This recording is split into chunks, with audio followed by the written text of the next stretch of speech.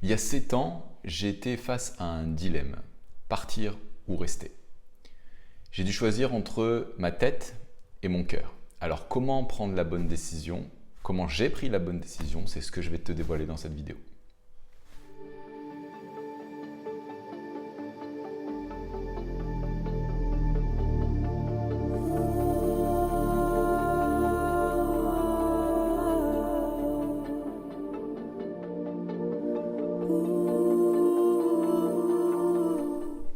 Alors bienvenue sur ma chaîne YouTube. Je suis Stéphane, thérapeute formé en neurosciences, aventurier explorateur de l'esprit et du monde. Pour mieux comprendre le fonctionnement de ton cerveau et les décisions que tu pourras prendre dans ta vie, je t'invite à t'abonner à ma chaîne YouTube. Quasiment 80% des personnes qui décident de faire les programmes que je propose, étaient bloquées dans leur processus de décision avant de commencer le programme. Pourquoi? C'est pas que tu sais pas la décision que tu dois prendre. En fait, tu sais très bien la décision que tu dois prendre au fond de toi si tu introspectes.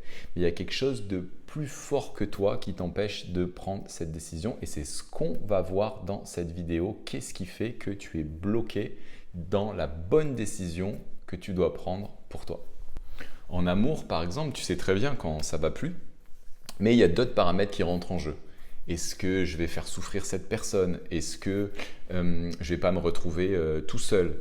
Est-ce que je pourrais trouver mieux? Il y a donc plein d'autres paramètres qui rentrent en jeu. Dans le travail, c'est exactement la même chose. Est-ce que je vais trouver un travail dans lequel je vais pouvoir gagner un salaire identique? Qu'est-ce que vont dire mes proches? Il y a donc plein de paramètres qui viennent brouiller ton processus de prise de décision. Donc en amour, tu as peur de faire souffrir, peur peut-être de blesser tes enfants, peur de ne pas retrouver quelqu'un d'autre.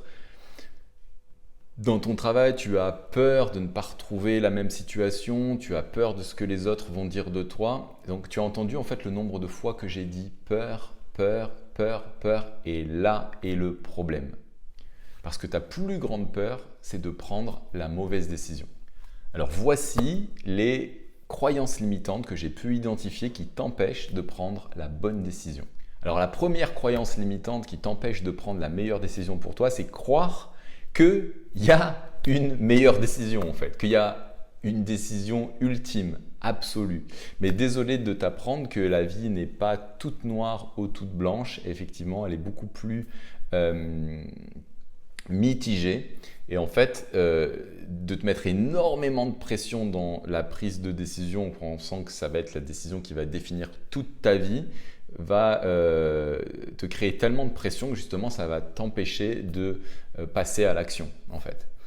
Donc il n'y a pas de décision absolument bonne et absolument mauvaise. Il y a des décisions qui t'offrent des avantages et des inconvénients. Donc dans chacune des décisions, il y a des avantages et des inconvénients qu'il va bien falloir réussir à équilibrer. Il n'y a pas de décision absolument bonne et ça déjà, ça va te faire relativiser. Deuxièmement, il faut changer ton focus. C'est-à-dire que si tu focuses sur la peur, si tu focuses sur le manque, si tu focuses sur ce que tu peux perdre, ça ne va pas aller. Il va falloir changer ton focus et focuser sur ce que tu peux gagner. Et ça, je vais citer mon collègue Martin Latulippe, qui est conférencier et coach, et qui, il y a quelques années, m'a appris à changer mes « et si ». Et si. Donc, au lieu de te dire « et si je ne trouvais pas le même job », mais si je ne trouvais pas un salaire identique, et si je ne retrouvais pas un autre compagnon de vie, une autre compagne de vie, et si je restais au chômage, et si je m'excluais socialement, et si je loupais ma carrière, et si je ne pouvais plus payer mon loyer, et si qui focus simplement sur la perte, change tes « et si ». Switch, shift, et si ça marchait? Et si je réussissais à me reconvertir? Et si je réussissais à changer de partenaire? Et si je me rapprochais de mon idéal de vie? Et si je gagnais plus d'argent? Et si j'étais plus heureux? Et si j'étais plus libre? Et si j'avais plus de temps à passer avec mes enfants? Commence à nourrir cet état d'esprit. C'est ce qui va faire une grande différence. C'est ce que j'ai fait il y a 7 ans. Troisièmement, ne renonce pas à ton idéal de vie. Ne fais pas de choix par dépit. Donc là, je cite ma femme, ma Dulcinée, celle qui il n'y a même pas de mots en fait pour dire à quel point elle compte dans ma vie, à quel point elle m'a amené à justement prendre les bonnes décisions, parce qu'il y a aussi bien savoir s'entourer, être entouré de personnes aimantes qui veulent le meilleur pour vous. Ça aide à prendre les bonnes décisions. Mais ce qu'elle m'a appris, c'est de ne pas faire de choix par dépit. De ne pas faire de choix par dépit. Donc de ne pas renoncer à son idéal de vie. Parce que des fois, on n'y croit plus. En fait, on ne croit plus que c'est possible de trouver son âme sœur. J'étais dans ce cas-là, hein, il y a 7 ans, j'étais brisé. Je étais retourné chez ma mère, j'étais au chômage, ça n'allait pas du tout. Et je n'y croyais plus. Et en fait, je commençais à renoncer à mes rêves, en fait, parce que je pensais que c'était impossible. Je renonçais aussi au fait de pouvoir un jour être épanoui dans mon travail. Et là, on commence à faire des choix par dépit et on va jouer petit. On va jouer petit et on va perdre notre alignement parce qu'en fait, on n'est plus relié à notre mission de vie, à notre pourquoi on est là, à notre grand rêve, le big dream. Et si on s'entoure de personnes qui sont déconnectées de leur grand rêve, de leur big dream et qui jouent aussi petit, on va rester dans cette égrégore-là, dans ce niveau de réalité-là. Donc, il va falloir fréquenter des gens qui sont réalisés, qui ont fait déjà le grand saut quantique pour pouvoir être investis de leur énergie et voir que c'est possible et revisiter nos croyances limitantes. Donc, être aligné, ça va être très très important. Et pour être aligné, il va falloir passer du temps avec soi-même, s'introspecter, méditer. Donc, comme je te le disais, moi, il y a 7 ans, en fait, mon âme, elle était desséchée. Alors, avant de me retrouver dans l'épisode au chômage chez ma mère, etc., j'avais un job confortable à Monaco. Comme je te l'ai dit au début de cette vidéo, les personnes me disaient que je n'avais pas le droit de me plaindre, que beaucoup de personnes aimeraient avoir ce poste. Sauf que moi, je ne vibrais plus. J'étais plus aligné, j'avais perdu mon pourquoi. J'étais en perte de sens en fait dans mon travail. Et là, j'ai cherché un moment à me ressourcer. Et je me suis dit, qu'est-ce que je vais faire ? Je vais partir en vacances. Bon, c'est bien, ça va me dépayser. Mais quand je vais revenir, je vais être exactement dans la même situation. Est-ce que je vais me faire masser ou aller voir un thérapeute mais qui va juste me relaxer, etc. Ben, en fait, ça va me faire du bien sur le moment, mais ensuite, je vais revenir dans ma réalité. Est-ce que je vais faire la fête, m'éclater pour oublier ma frustration? Ben, ça va me faire du bien sur le moment, mais après, je vais redevenir dans ma réalité. Et donc, à cette époque-là, j'ai approché de plus en plus les 40 ans et je me suis dit, je ne peux pas finir ma vie avec le regret de ne pas avoir tout donné pour vivre mes rêves. Et là, je me suis donc dit, il faut que je trouve une solution à l'intérieur de moi pour me reconnecter à moi-même. Et c'est là où j'ai découvert en fait un institut bouddhiste. Et le discours en fait donc c'est-à-dire que sur internet j'ai tapé je me suis souvenu qu'il y avait un institut bouddhiste dans l'arrière-pays où j'habite et dont des amis m'avaient parlé il y a 20 ans mais j'étais pas prêt et j'ai écrit institut bouddhiste et j'ai trouvé le nom de cet institut et donc j'ai suivi les enseignements de ce lama et là c'était une profondeur de discours qui enfin touchait mon âme, qui enfin me réveillait de l'intérieur, me nourrissait. Ça me changeait beaucoup des mots de profitability, optimisation, productivité, etc. Les PowerPoint, les Excel. Alors tout ça sont juste des moyens, mais comme moi j'avais perdu mon pourquoi, ça n'avait plus de sens pour moi de faire tout ça. Et là, c'est la première fois que ce discours a commencé à me renourrir de l'intérieur. Et cette nutrition à l'intérieur, ça a été un long chemin parce que je m'étais perdu en route. En fait, je m'étais oublié, je marchais à côté de mes pompes en fait. Mon âme s'était barrée de mon corps parce que à force de me crier quelle était la mission de vie et que moi j'écoutais pas parce que j'écoutais mes peurs et ma raison, elle a dit bah écoute, je me barre, hein, je vais voir autre part, je ne peux pas rentrer dans un autre corps, mais je vais prendre des vacances. Et donc c'est un long chemin de retirer le fil pour que notre âme reviennent pleinement à nous-mêmes. Ça va commencer par se reconnecter à notre corps, pouvoir écouter notre corps, nos sensations.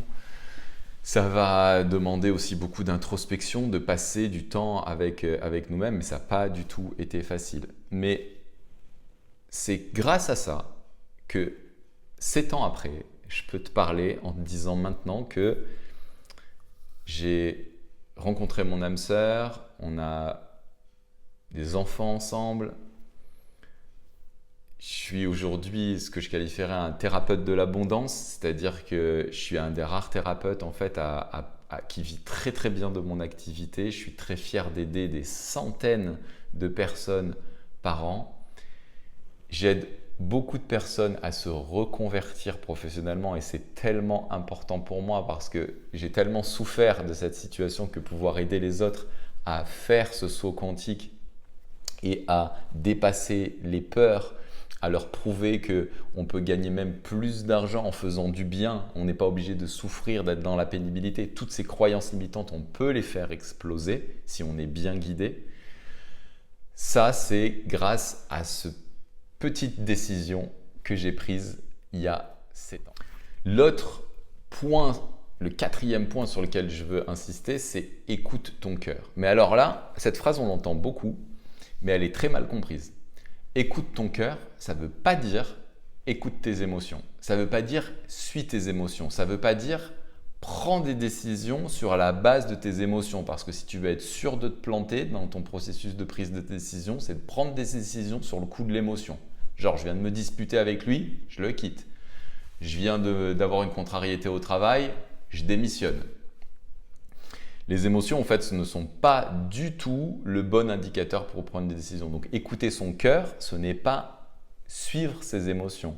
Écouter son cœur, c'est mal dit, en fait. Il faudrait plutôt dire écouter son âme, réintrospecter, se reconnecter à nos désirs profonds, à notre grand rêve. Et donc, pour ça, il y a des méthodes pour y arriver parce que seul, on tourne en rond, comme un hamster.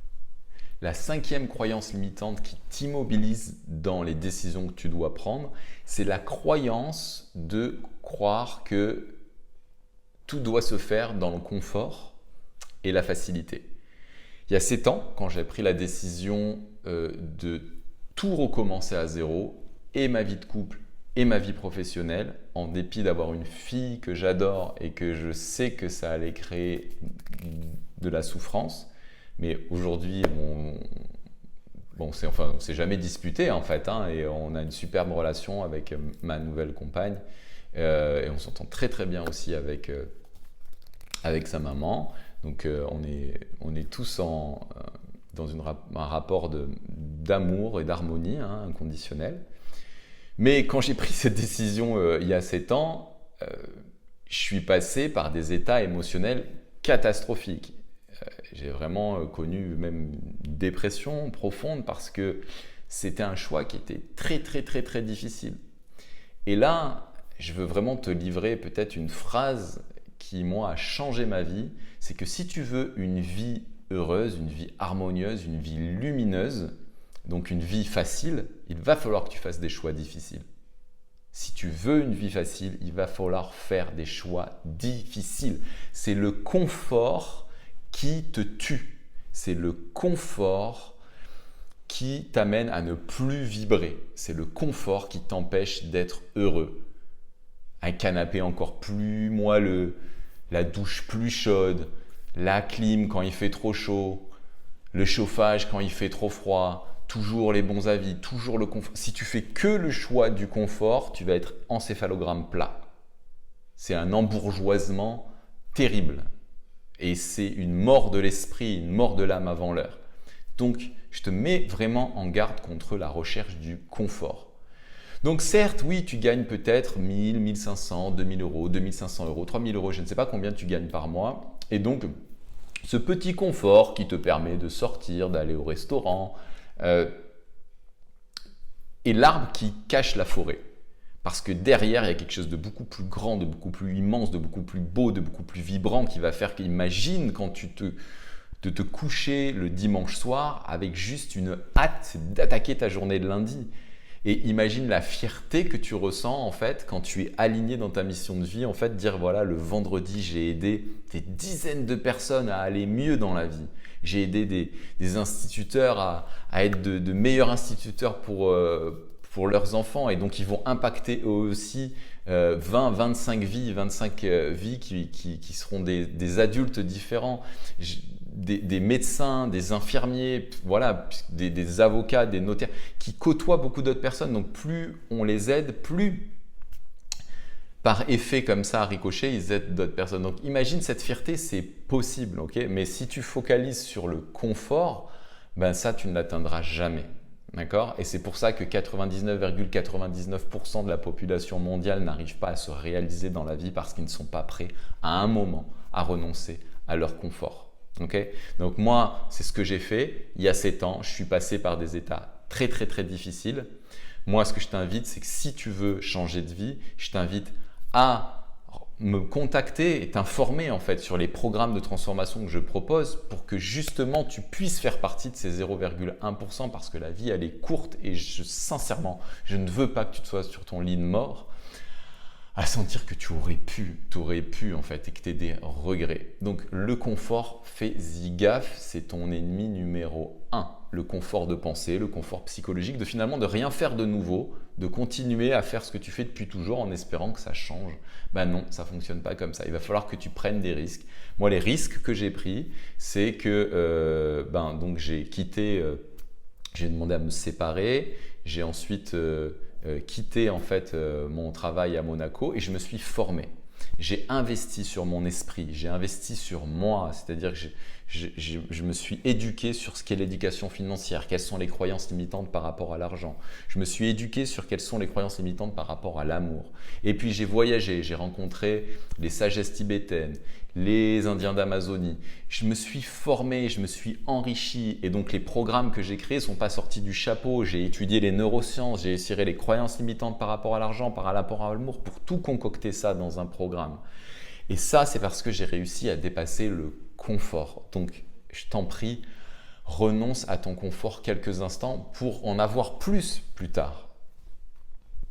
D'ailleurs, dans cette période-là, je disais beaucoup que j'étais perdu, mais sur la bonne voie. C'est-à-dire que ma tête n'était pas capable d'expliquer où j'allais, le pourquoi du comment en fait, mais ça y est, mon âme avait pris le relais et c'était enfin elle qui me guidait. Alors, par rapport à tout ce que je vous ai dit, qu'est-ce que vous allez faire de nouveau ou de différent avant de prendre une décision? Et peut-être, quelles sont les décisions, les nouvelles décisions que vous allez prendre? J'ai hâte de lire tout ça en commentaire et de pouvoir vous conseiller, vous répondre sur éventuellement la détection de quelques croyances limitantes. Au plaisir de vous lire, à très bientôt.